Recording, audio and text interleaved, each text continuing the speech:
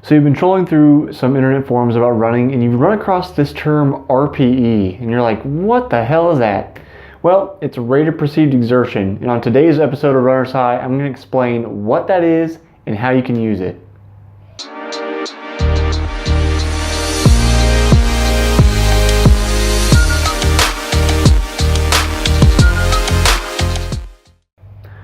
So what is RPE? Well, if you want to know, subscribe to the channel, stay tuned to more episodes of Runner's High where I share all kinds of information like what is RPE, how to run faster, good running form, and all these other tips from my nearly 20 years of running experience.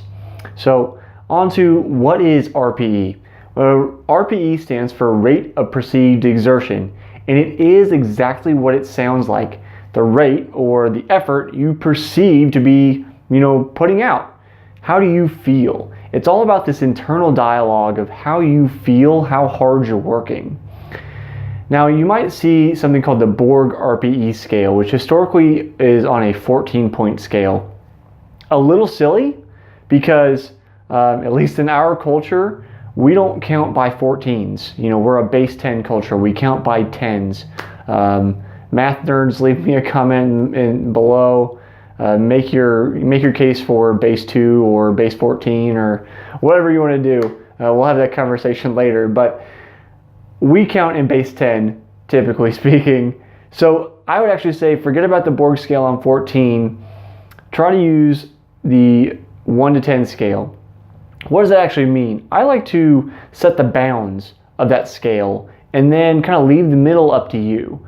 So 1 is like right now. What am I doing right now? I'm sitting. There's maybe a tiny bit of effort for me to have good posture. I'm working on that. But there's not a whole lot to it. Very minimal effort. That's a 1.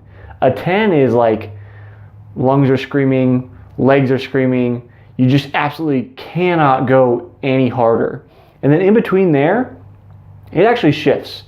And it depends on you. So I love RPE as compared to heart rate training or set intervals nowadays, because RPE is a way to decide what workout you're going to do and then allow the amount of fatigue that you're carrying also be a guide. So for instance, my run this morning was an hour of 5 minutes long pace, 5 minutes tempo. The rate of perceived exertion for tempo for me, I know is the fastest I can go without my lungs starting to actually kick on and work. So no heavy breathing, just maybe very lightly more breathing than long run pace, but much more swift movement. And that helps me keep in touch with how fatigued I am. If I've had a hard week and I can't work quite as hard, using that RPE scale with what my coach asks me to do helps me make sure that everything's in line. If I'm more fresh, I can go faster. I'm not set on that clock. I can only do this. Now, it takes some time to develop that RPE awareness. It's really all about pacing. So, write those things down in your log. Keep a log of your runs and say, today I felt like this. Felt like a 5 today. You'll notice as you improve your fitness, what was a 5 a couple weeks ago may only be a 4 now. And that's how the scale is really flexible. The rigidity that people try to make in a chart like this makes it harder, I think, to use RPE to its maximum benefit. Keep in mind something one of my college coaches told me. He always said, if you put in the work, the time will take care of itself. So you don't need to worry about clock watching when you're using RPE.